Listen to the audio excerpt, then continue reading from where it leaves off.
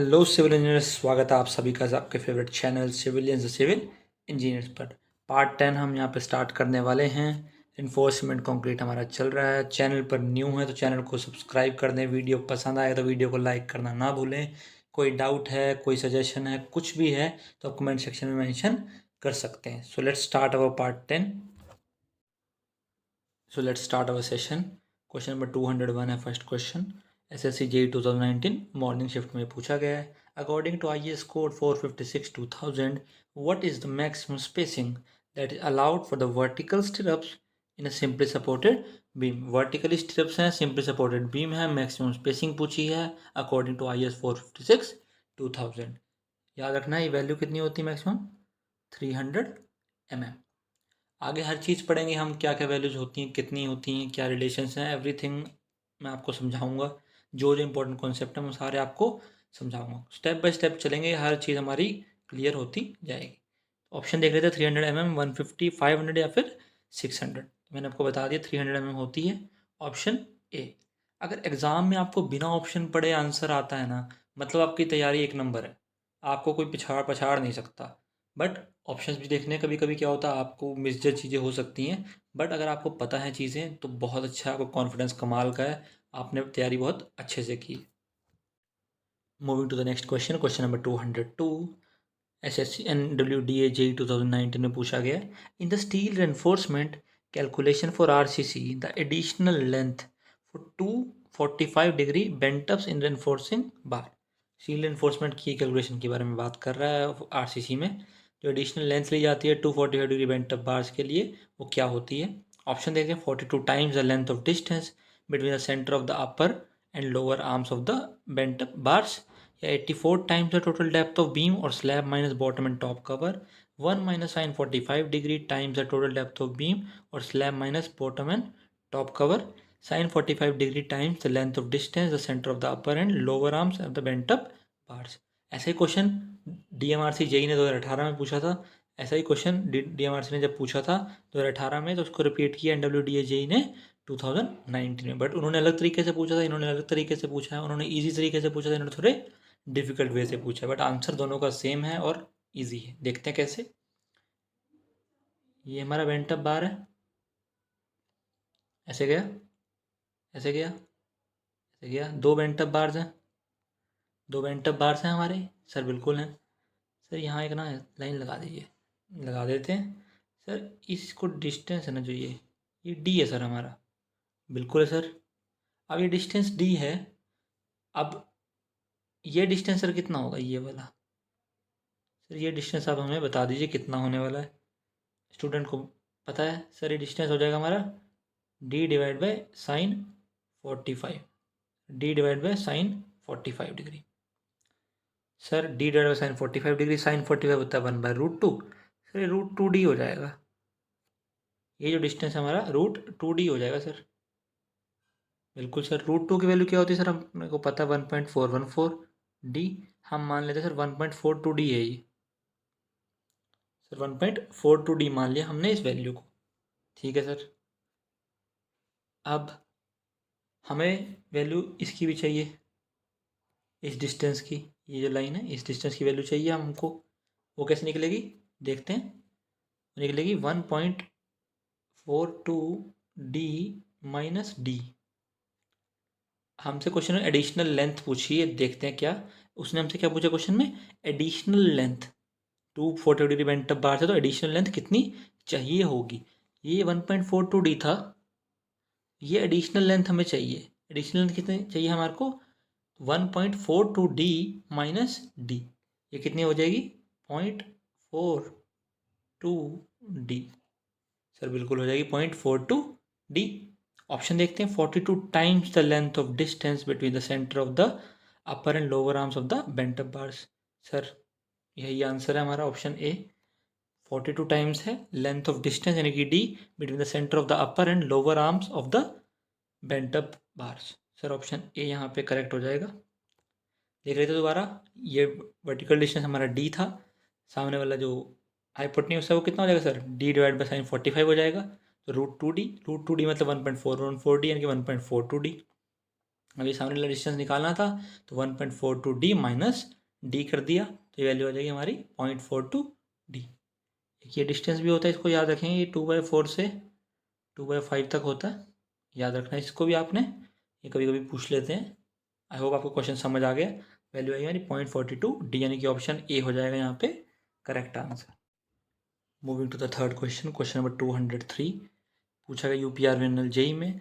If stirrups of 8 mm dia are provided, find the spacing of stirrups given tau c is 0.79 MPa and tau v is 1.08 MPa, width of beam is 250 mm and fy is 415 Newton per mm square। Spacing of stirrup पूछ रहा है, एक formula है जो आपको याद रखना है, क्या sir? s is equal to 0.87 fy, ठीक है सर, ASV 0.87 fy ASV लिख दिया सर, 0.4 इंटू विड्थ यानी कि बी। Sir 0.87 fy into ASV divided 0.4 B, ये होता है हमारा फॉर्मूला। सर 0.87 0.4 तो कांस्टेंट है, एस जो स्पेसिंग है, तीन अननोन है FY ASV and B. FY given है 415, बी 250 mm बता दिया। अब सर ASV क्या होता है? ASV के जो स्टिरप्स यूज़ किए जा रहे हैं उनका एरिया पूछ रहा है। डाया था 8, सर्कुलर बार्स होते हैं तो π/4 इंटू 8 का स्क्वायर कर देंगे। सर बिल्कुल, मैथ्स तो हमें आता है। तो जब एरिया निकालोगे तो आ जाएगा कितना, 50.26 mm²। जी सर एरिया तो आ गया, ASV आ गया, FY पता है, बी पता है, वैल्यूज पुट कर देते हैं। सर 0.87 इंटू 415 इंटू 50.26 डिवाइड कर दीजिए 0.4 इंटू 250, बी गिवन था सर, वैल्यू आई अप्रॉक्सीमेटली सर 360 mm। 360 mm हमारी अप्रॉक्सीमेट सर वैल्यू आ गई इसकी स्पेसिंग की। बट कोड क्या कहता है, ये जो स्पेसिंग है, स्पेसिंग 300 mm से ज़्यादा नहीं होनी चाहिए। Spacing could not be greater than, spacing could not be greater than 300 mm। पहला ही क्वेश्चन हमने पढ़ा था कि 300 mm से ज़्यादा नहीं होनी चाहिए, तो यहाँ पे 360 आई है तो ये गलत हो जाएगा। तो कितनी चाहिए, 300 mm। बट ऑप्शंस देखेंगे तो यहाँ पर तो ऐसा कुछ गिवन है नहीं। सर तो क्या करें, क्या करना चाहिए आपको? सर ऑप्शन देखिए, 250 mm, 280 mm, 230 mm या फिर 200 mm। तो क्या करेंगे हम, जो कोड के अनुसार तो 300 mm से कम होनी चाहिए। तो जो ये बुकलेट में आंसर गिवन था यूपी जेई में, उन्होंने इसका आंसर 250 mm माना, यानी कि ऑप्शन ए, जो कि इनकरेक्ट है। हम मान के चल रहे हैं क्योंकि हमारा आंसर तो 300 mm से ज़्यादा नहीं हो सकती, तो 300 mm से कम तो चारों वैल्यूज़ हैं, तो इसका आंसर ऑप्शन ए नहीं हो सकता। बट मैंने आपको प्रोसेस सिखाने के लिए क्वेश्चन किया था, तो मैंने आपको सारा प्रोसेस सिखा दिया। इस क्वेश्चन में कैसे करना है, हमको फॉर्मूला यूज़ करना है, कैसे ASV निकालते हैं, कैसे FY B स्पेसिंग का फॉर्मूला होता है 0.87 FY ASV 0.4 B, और जो वैल्यू आती है वो 300 mm से ज़्यादा नहीं होनी चाहिए। ये हमारा मोटिव था, पर क्वेश्चन का आंसर ऑप्शन ए दिया जो कि गलत है। आगे बढ़ते हैं, moving towards next question, question number 204 पूछा गया यूपीआर विनल 2019 में। As per IS code in design of flexural members for curtailment, enforcement shall extend beyond the point at which it is no longer required to resist flexure for a distance equal to dash whichever is greater except at simple support or end of cantilever. IS code के according जब flexural member का design कर रहे हैं, curtailment करना है, तो enforcement should extend beyond the point at which it is no longer required to resist flexure। Enforcement को एक्सटेंड करना है इस पॉइंट के आगे तक जहां पर उसको आगे फ्लेक्चर को रेजिस्ट नहीं करना है। वो डिस्टेंस कितना होता है ये पूछा है। तो ऑप्शन देख लेते हैं, effective depth of the member और 12 टाइम्स द बार डायमीटर यानी कि स्मॉल d, और 12 of dia whichever is greater. Sir option B देखते हैं, effective depth of the member और 16 टाइम्स ऑफ डाया, d और 16 times of dia whichever is greater. Greater उसने बोल ही दिया क्वेश्चन में। The overall depth of the member और 12 times of the dia, d और 12 फाइव, और यहाँ पर कैपिटल D और 16 फाइव। तो सर सही कौन सा होगा, अभी देखते हैं। याद रखना है इसमें हमेशा कि D और 12 फाइव में से जो ग्रेटर होगा, ग्रेटर वैल्यू चाहिए दोनों में से हमें, D और 12 फाइव में से, यानी कि ऑप्शन ए करेक्ट हो जाएगा, क्योंकि इसके बाद इनमें से जो ज़्यादा डिस्टेंस होगा इसके बाद क्या है, उस पॉइंट के बाद उस जो कर्टेलमेंट हो चुकी है उसके बाद उसको रजिस्ट नहीं करना है फ्लेक्चर को, उस डिस्टेंस वो है वो डी और 12.5 में से ग्रेटर होना चाहिए। डी यहाँ पे स्मॉल डी है, देखिए कितने अच्छे से डिज़ाइन किया कन्फ्यूज़ करने के लिए, कैपिटल डी वाली वैल्यू भी दे दी है। अगर स्टूडेंट को कॉन्सेप्ट अच्छे से क्लियर नहीं होगा तो वो गलती कर सकता है। देखिए थ्योरेटिकल लैंग्वेज में क्वेश्चन था, हमने उसको न्यूमेरिकल वैल्यू में बना लिया अपना, डी और 12.5, डी और 16.5, कैपिटल डी और 12 डी और 16.5, तो करना कितना ईजी हो गया। यही एक तरीका होता है एग्जाम को सॉल्व करने का। आगे बढ़ते हैं। Next question, question number 205, UPR NLJ 2019 as per the IS code the development length LD of the bar is given by dash. जहाँ पे जो फाई है वो नॉमिनल डायमीटर बार का, sigma stress in bar the section considered a design load, tau BD is design bond stress.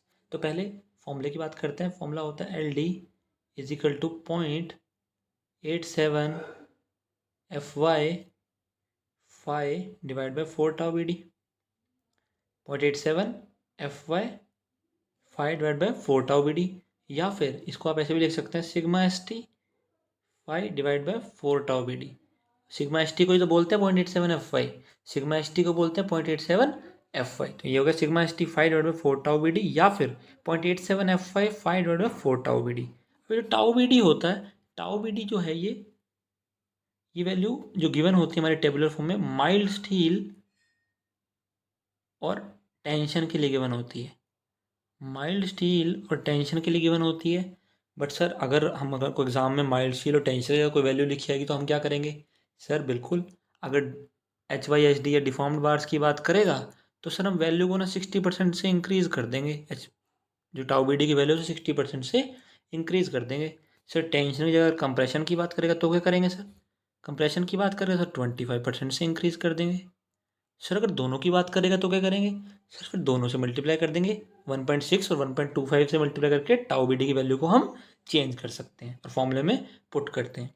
यही एक तरीके हैं क्वेश्चन पूछने के, कभी चीज कंप्रेशन में पूछ लेगा, कभी डिफॉर्म्ड बार्स में पूछ लेगा, LD का फॉर्मूला पता होना चाहिए, वैल्यूज पुट करेंगे और हमारा आंसर आ जाएगा। इंजीनियरिंग सर्विसेज हो, गेट हो, JEE हो, AE हो, कोई भी एग्जाम हो, यहाँ से ही क्वेश्चन आता है इन्हीं पॉइंट्स के इधर उधर घुमा फिरा के। तो ऑप्शन डी यहाँ पे करेक्ट हो जाएगा, LD is equal to 5 sigma divide by 4 tau BD। Option D है करेक्ट यहाँ पे। आई होप आपको कॉन्सेप्ट बहुत अच्छे से समझ आ गया यहाँ पे। देखते हैं next question, question number 206, UPR NLJ 2019 में पूछा गया है। As per IS code 456/2000 in design of shear reinforcement for single bar and the single group of parallel bars all bent up at the same cross section, the strength of shear reinforcement VUS is calculated as। VUS की बात कर रहा है, formula देखते हैं। VUS equal to 0.85 FY ASV sin square alpha, 0.87 FY ASV sin alpha, 0.85 FY ASV sin alpha और 0.87 FY ASV into sine square alpha. तो आपको याद रखना ऑप्शन बी करेक्ट है।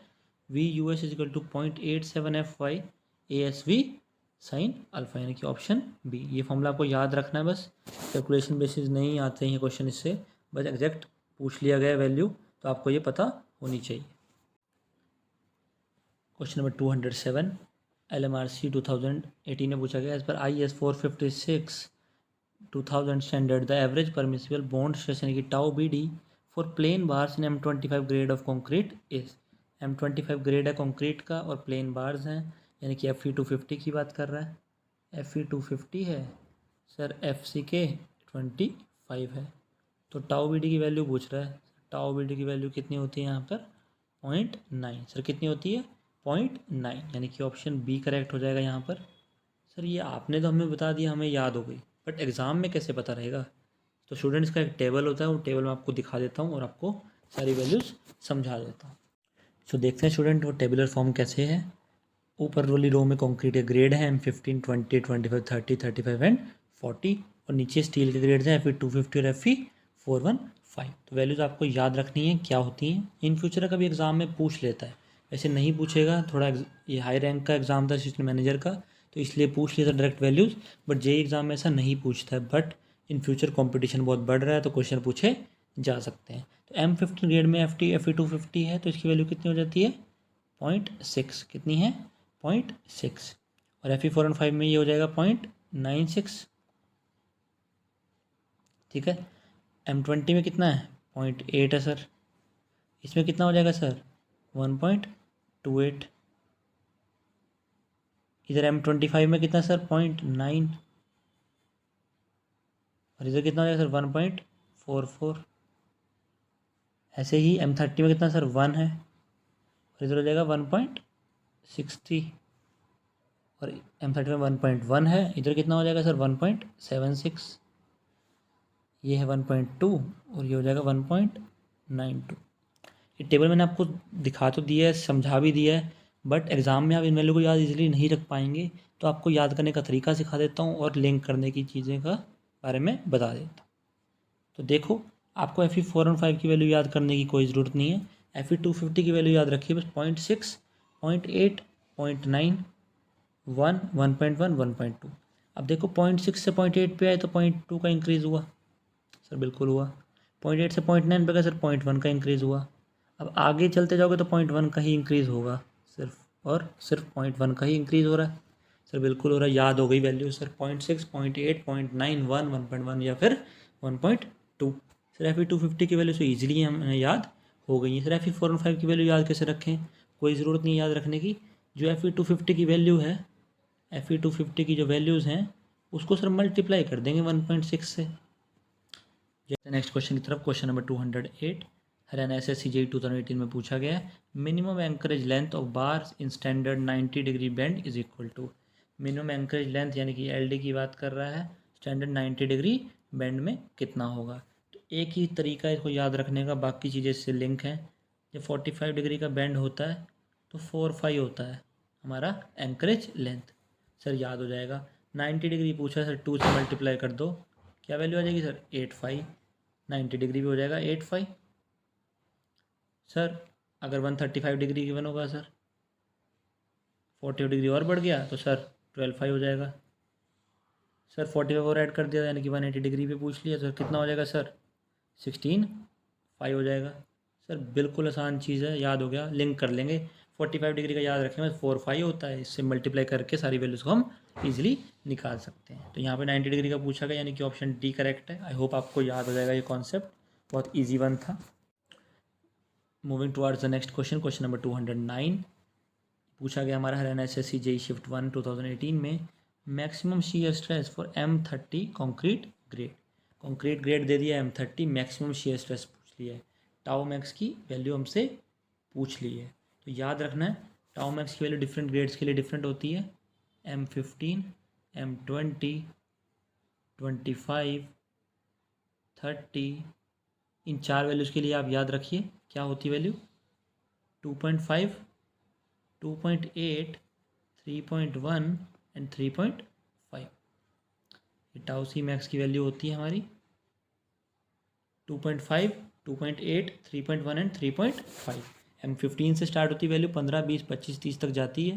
2.5 से स्टार्ट हो रही है, 2.8, 3.1 और 3.5। ये चारों वैल्यूज आपको याद रखने एग्जाम में आती है। इसके बाद की वैल्यू आप देखना चाहें तो देख सकते हैं, 35 और 40 ग्रेड होता है, वैल्यू होती है यहाँ पर 3.7 और 4 न्यूटन पर mm स्क्वायर तक जाती है। ये चारों 6 की 6 वैल्यू आप याद रख सकते हैं। 4 इंपॉर्टेंट है पहली, पर बाद वाली भी पता होनी चाहिए, कुछ भी पूछ लेते हैं आजकल एग्जाम में। तो M30 ग्रेड के लिए कितना हो जाएगा वैल्यू, ऑप्शन 3.5 यानी कि ऑप्शन सी करेक्ट हो जाएगा यहाँ पर। सर बिल्कुल हो जाएगा, हमें वैल्यूज़ याद हो चुकी हैं। देखते हैं अगला सवाल क्या है, question number 210 BSPHCL JEE 2019। Generally in case of pure bending the bending moment is constant through out and the shear force is. SFD BMD में पढ़ते थे ना कि अब बेंडिंग मोमेंट कांस्टेंट है तो शियर फोर्स क्या होगी। ऑप्शन देखते हैं, maximum always, parabolic in shape, zero always, या हैविंग अ यूनिट वैल्यू। तो जो शियर फोर्स होती है वो क्या होती थी, डेरिवेटिव होती है मोमेंट का, v is equal to DM divide by DX। Moment का डेरिवेटिव जो है वो होता है हमारा शियर फोर्स, ठीक है। तो ये जो वैल्यू है हमारा क्या कांस्टेंट है, बेंडिंग मोमेंट कांस्टेंट है, तो कांस्टेंट का जब डेरिवेटिव निकालोगे, कांस्टेंट का डेरिवेटिव क्या होता है हमेशा जीरो, कांस्टेंट का डेरिवेटिव क्या हो जाता है जीरो। तो शियर फोर्स क्या हो जाएगी हमारी, ऑलवेज जीरो, हमेशा शून्य होती है हमारी शियर फोर्स अगर बेंडिंग मोमेंट कांस्टेंट है in the case of the pure bending, यानी कि ऑप्शन सी है करेक्ट आंसर क्वेश्चन नंबर 210 का। देखते हैं next question, question number 211 SSB Himachal Pradesh 2018 में पूछा गया है। दो लिस्ट गिवन है मैच करनी है। Flexure, shear, bond deflection, minimum depth of section, longitudinal steel reinforcement stirrups या फिर एंकरेजिंग सपोर्ट। तो देखते हैं ऑप्शंस। हम देखते हैं हमने किस बारे में ज़्यादा अच्छे से पढ़ा है। हमने सर बॉन्ड के बारे में अच्छे से पढ़ा है अभी तो सर बॉन्ड का जो लिंक है ना, मुझे लगता है ये एंकरेजिंग सपोर्ट से हो सकता है। सर बिल्कुल हो सकता है सर। सी का तो 4 हो गया। सी का 4 देखते ही सर ए और बी तो हम कट कर देंगे। ठीक है, जब सी का 4 है तो सर डी का 1 है, तो डिफ्लेक्शन का link sir minimum depth of section से है। जी सर, हमने ये भी पढ़ा था सर, ये भी करेक्ट हो जाएगा। ठीक है, अब ए और बी बचा फ्लेक्चर और शियर। फ्लेक्चर और शियर देखते हैं। फ्लेक्चर का लिंक लॉन्गिट्यूडनल स्टील रिइंफोर्समेंट से होता है, शियर का स्टिरअप से। अभी हमने पढ़ा सर शियर का जो लिंक था वो स्टिरअप से होता है। स्टिरअप्स की स्पेसिंग 300 mm हम सब पढ़ा था हमने अभी ये। ठीक है, शियर का जो लिंक है वो स्टिरअप से है। बॉन्ड का लिंक एंकरेज सपोर्ट से है। डिफ्लेक्शन का link minimum depth of section से है। और फ्लेक्चर का लिंक लॉन्गिट्यूडनल स्टील रिइंफोर्समेंट से है। तो 2 3 4 1 हो गया ये 2, ये 2 3 4 1 हो गया। यानी कि ए बी सी डी ऐसे लिख के देख लेना एग्जाम में, ए बी सी डी, ए का 2, बी का 3, सी का 4, 2 3 4 1। ये बेस्ट ट्रिक होती है इसको लिखने की, ताकि एग्जाम में गलती आप ना करें। डिफ्लेक्शन का लिंक किससे है? मिनिमम डेप्थ ऑफ सेक्शन से है। बॉन्ड का लिंक एंकरेज सपोर्ट से है। शियर का लिंक हमारा स्टिरअप से है। और फ्लेक्चर का लिंक लॉन्गिट्यूडनल स्टील रिइंफोर्समेंट से है। आई होप आपको ये कॉन्सेप्ट बहुत अच्छे से समझ आ गया। चारों चीज़ों को आप अच्छे से लिंक कर पाएँ। नेक्स्ट क्वेश्चन देखते हैं, question number 212। SSB Himachal Pradesh 2018 में पूछा गया है। When hooks are formed in deformed bars, deformed bars में हुक बनाई है, the internal radius of the bend should be at least dash times the diameter of the bar. Internal radius पूछ रहा है उस बेंड की, जो at least dash times the diameter of the bar होनी चाहिए। देख लेते हैं कैसे बनता है। ऐसे करके होता है हमारा बेंड, ऐसे ऐसे करके बार होता है। तो ये जो डिस्टेंस है ये हमारा 4 5 होता है। कितना? 4 5। और ये जो कर्व होता है ये होता है 16 5। ये कर्व होता है 16 5 होता है, और ये 4 5 होता है। और सर एक डिस्टेंस और है इसमें जो हम देख पा रहे हैं। सर ये वर्टिकल डिस्टेंस कितना होगा? सर ये जो वर्टिकल डिस्टेंस है ये कितना होगा? सर ये जो डी है ये 4 5 होगा या फिर 8 5 होगा। अब 4 5 और 8 5 किस किस के लिए होगा? ये एफ ई 215 के लिए होगा सर, और ये एफ ई 415 और एफ ई 500 के लिए होगा। D equal to 4 5 F E 215 के लिए, और 8 5 होगा ये एफ ई 415 और एफ ई 500 के लिए। ये वर्टिकल डिस्टेंस की बात कर रहा हूँ। बट क्वेश्चन में क्या पूछा गया हमसे? Internal radius of the bend should be at least dash times of the diameter of बार। उसने हमसे जो इंटरनली बेंड पूछा है तो वो कितना हो जाएगा हमारा? 4 टाइम्स, यानी कि ऑप्शन सी। कितना हो जाएगा? Option C. आगे बढ़ते हैं। आई होप आपको कॉन्सेप्ट बहुत इजीली समझ आया। मैंने सारी वैल्यूज जो एक हुक में होती हैं सारी मैंने आपको बता दी हैं। आगे बढ़ते हैं। Question number 213, DFCCIL 2018। Maximum spacing of shear reinforcement along the axis of the member shall not exceed dash times the effective depth of the section. Maximum spacing shear reinforcement की है जो एक्सीड नहीं करनी चाहिए dash times effective depth of the section. तो याद रखना 0.75D और 300 mm which ever is less. 300 mm 0.75D में से जो कम होता है उसको हम स्पेसिंग लेके चलते हैं। तो maximum spacing with the relation of effective depth पूछा है क्वेश्चन में, तो 0.5D, 1.2D, 0.65D या फिर 0.75D होगा। Dash times the effective depth, यानी कि डी तो उसने पहले ही दे दिया है, तो 0.75 यहाँ गिवन है, तो 0.75D हो जाएगा। तो ऑप्शन डी यहाँ पे करेक्ट है। क्वेश्चन नंबर 214 देखते हैं, एसएसबी हिमाचल प्रदेश 2018।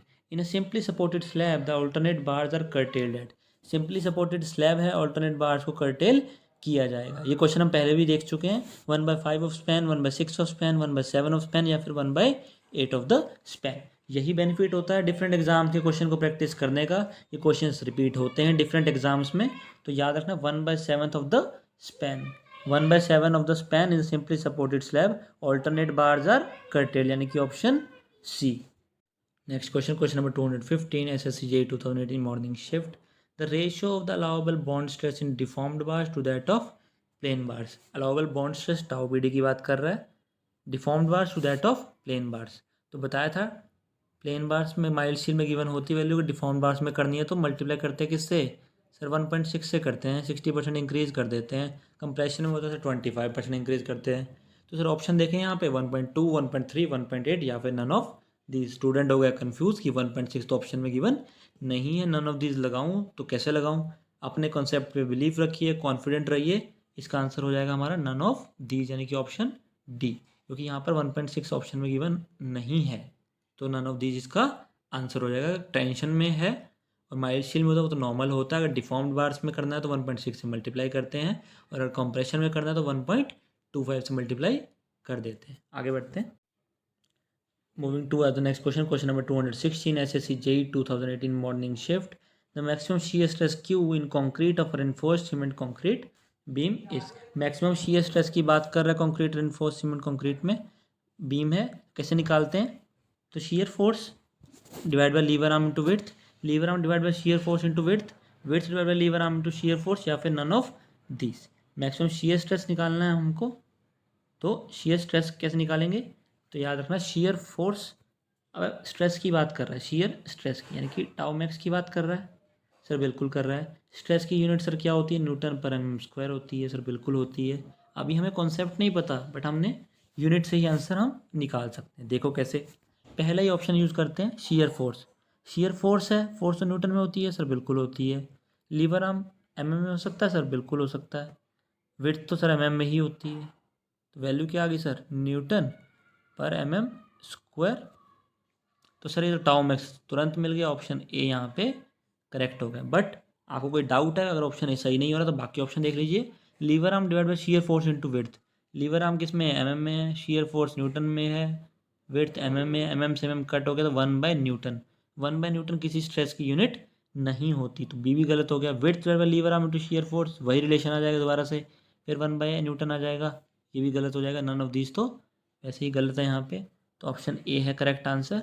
देखो यूनिट से ही आपने क्वेश्चन को सॉल्व कर लिया, भले आपको फॉर्मूला पता था या फिर नहीं पता था। यही एक इंटेलिजेंट बच्चे की बात होती है, स्मार्ट स्टूडेंट की खासियत होती है कि वो हार नहीं मानता।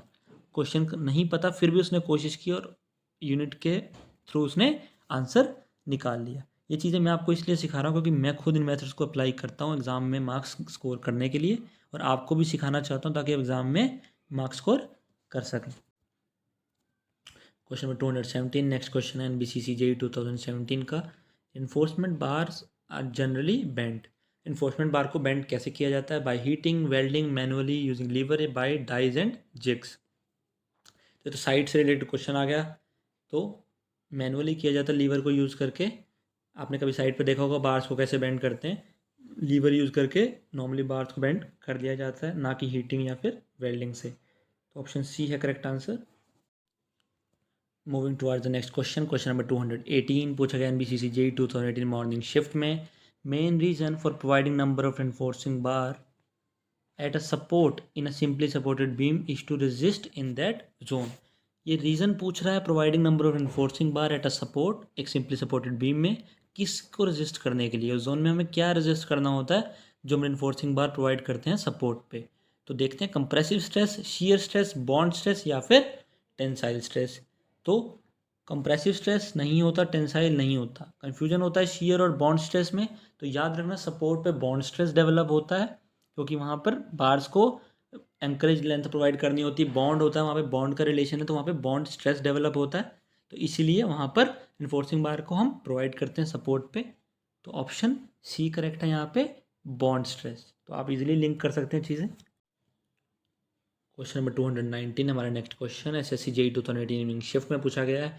Dimensions of a beam need be changed if the shear stress is more then. Beam की डायमेंशन चेंज करनी पड़ेगी अगर शियर स्ट्रेस किससे ज़्यादा होगा। वैल्यूज देखते हैं, 5 kg पर सेंटीमीटर स्क्वायर, 10 kg पर सेंटीमीटर स्क्वायर, 15 kg पर सेंटीमीटर स्क्वायर, या फिर 20 kg पर सेंटीमीटर स्क्वायर। तो याद रखना अगर shear stress is more than 20 kg पर centimetre square we have to change the dimension of beam. पूछा गया 2018 में, बहुत ही इजी क्वेश्चन था बट वैल्यूज़ पता होनी ज़रूरी है।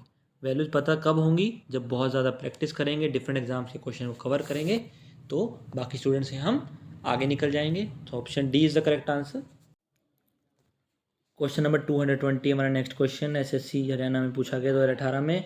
Maximum spacing for shear enforcement for beam should be. Maximum spacing shear enforcement beam में क्या होती है? पहला ही क्वेश्चन जो था वो अब 220 नंबर बन के आया है। तो हमें पता था कितनी सर 300 mm होनी चाहिए, मैक्सिमम 300 mm तक होती है। तो ऑप्शन पढ़ लेते हैं, less than 300 mm, less than equal to 300 mm, greater than 300 mm या फिर greater than equal to 300 mm। तो सी और डी तो कट हो गया सर। बच्चा कंफ्यूज होता है सर, लेस देन 300 mm में लगाया हूँ एग्जाम में, मेरे मार्क्स तो आने वाले हैं सही। बट यही गलती स्टूडेंट कर देता है, ये लेस देन तो 300 mm होता है। अरे लेस देन 300 mm हो सकता है, इक्वल टू भी तो हो सकता है, 300 mm के बराबर भी तो हो सकती है मैक्सिमम स्पेसिंग, ये तो हमने पढ़ा है ना। तो ऑप्शन बी करेक्ट है। एग्जामिनर ने आपको जान के ऑप्शन ए में फंसाया ताकि आप गलती करें। यहीं पे वो स्टूडेंट कॉन्सेप्ट चेक करते हैं कि इसको कितने कॉन्सेप्ट स्ट्रॉन्ग है। नॉलेज सबको है बट कंसेप्ट किसके स्ट्रॉन्ग है वो इंपॉर्टेंट है। गलती कौन कर सकता है एग्जामिनर को पता होता है। ऑप्शन बी करेक्ट है यहाँ पे, ना कि A. Question number 221 MP sub engineering 2018। Development length L D of bars is calculated as. Development length L D bars की कैसे कैलकुलेट करते हैं? फॉर्मूला गिवन है 5 sigma is 2 B D 2 tau B D, 5 sigma is 5 tau B D, 5 sigma is 3 tau B D, 5 sigma is 4 tau B D. Minimum में mainly हम किसकी बात करते हैं? टेंशन की बात करते हैं सर, बिल्कुल।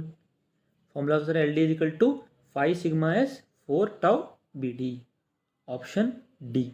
सर माइल्ड स्टील और टेंशन की बात हम करते हैं, माइल्ड स्टील और टेंशन की बात करते हैं। अगर डिफॉर्म्ड बार होता है तो 1.6 से मल्टीप्लाई करते हैं, और अगर कंप्रेशन की बात होती है 1.25 से मल्टीप्लाई करते हैं सर किसको? टाउ बी डी को। अब सोचो यहाँ टेंशन में वैल्यू है तो 4 टाउ बी डी है, अगर आप इसको कंप्रेशन में करना है तो जो 4 है 4 को जब आप 1.25 से मल्टीप्लाई करते हो तो वैल्यू कितनी आती है सर? 5 आ जाती है। तो ये देखो ऑप्शन बी भी गिवन है, ये कंप्रेशन के लिए है। तो 5 sigma is 5 tau B D, ये कंप्रेशन में है। अगर डायरेक्ट वैल्यू निकालनी हो, सॉल्व करने का टाइम ना हो, तो ये वैल्यू आप मार्क कर सकते हैं। एग्जाम में कंप्रेशन में पूछ लेता है। टेंशन में 4 टाउ बी डी होता है और कंप्रेशन में 5 टाउ बी डी। आगे बढ़ते हैं next question, question number 222 Haryana SSC J 2018। For barge in compression the values of bond stress for barge in tension shall be increase by. Mild steel और tension में होता है डिफॉर्म्ड या compression में करने के लिए रिलेशन क्या यूज होता है मैं आपको पहले ही बता चुका हूँ। यहाँ कंप्रेशन से पूछा सर, ऑप्शन देख लेते हैं 10, 15, 20, 25। ऑप्शन देखना तो एक फॉर्मेलिटी थी, सबको पता है सर 25% से इंक्रीज कर जाता है सर। 1.25 से हम मल्टीप्लाई कर देते हैं किसको सर? टाउ बी डी की वैल्यू को। तो ऑप्शन डी यहाँ पर हो जाएगा sir correct answer. Next question, question number 223 जो कि हमारा इंपॉर्टेंट क्वेश्चन है एसएससी जेईई 2018 मॉर्निंग शिफ्ट में पूछा गया। Pick up the correct statement.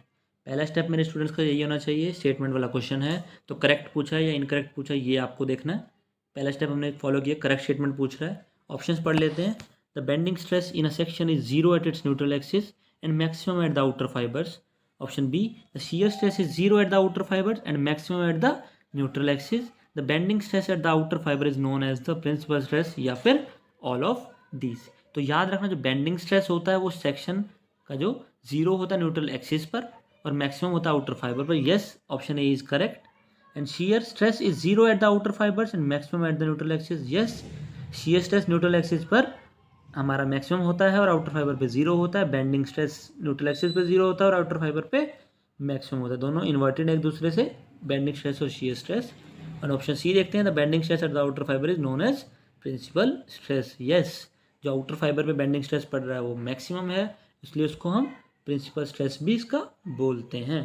तो ऑप्शन डी यहाँ पे करेक्ट हो जाएगा, ऑल ऑफ दीज। चीज़ें तो आपको सीखने को मिली है यही कि बेंडिंग स्ट्रेस सेक्शन का जो है वो न्यूट्रल एक्सिस पे जीरो होता है, आउटर फाइबर पे मैक्सिमम होता है 1। शियर स्ट्रेस इसका उल्टा होता है, यानी कि आउटर फाइबर पे जीरो और न्यूट्रल एक्सिस पे maximum.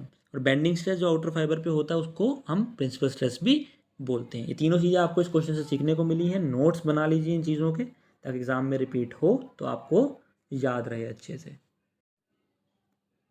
Next question, question number 224 SSC JEE 2018 evening shift. A beam curved in plan is design for. एक बीम है वो कर्व्ड है प्लान में, तो उसको कैसे डिजाइन करते हैं, किसके लिए डिजाइन करते हैं? ऑप्शंस पढ़ लेते हैं यहाँ पर। Bending moment and shear, bending moment and torsion, shear and torsion, bending moment shear and torsion. Beam curved है तो याद रखना बेंडिंग मोमेंट भी लगेगा, शियर भी लगेगा और टॉर्जन भी लगेगा, तीनों चीज़ें लगेंगी, bending moment, shear and torsion. तो डिज़ाइन भी तीनों के लिए किया जाएगा।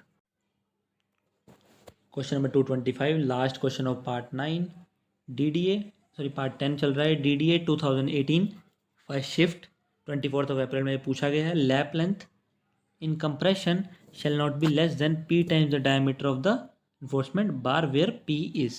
लैप लेंथ जो कंप्रेशन में है वो लेस देन नहीं होनी चाहिए कि -P times the diameter of the reinforcing bar where P is।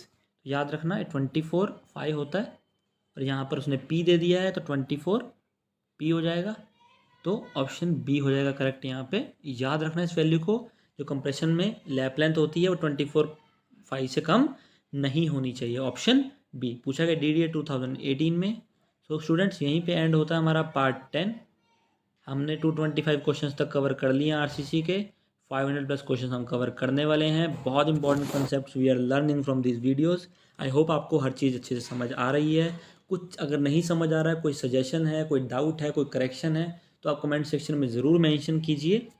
और अगर आपको वीडियो पसंद आ रहा है तो वीडियो को लाइक करना ना भूलें। सब्सक्राइब आपने पहले से ही कर लिया होगा, चैनल पर न्यू हैं तो फिर भी सब्सक्राइब कर लें और बेल आइकन को ज़रूर चेक करें कि वो प्रेस किया है कि नहीं, ताकि आने वाली नोटिफिकेशन आप तक पहुंच सकें। So keep loving us, keep sharing us. Thank you and have a nice day.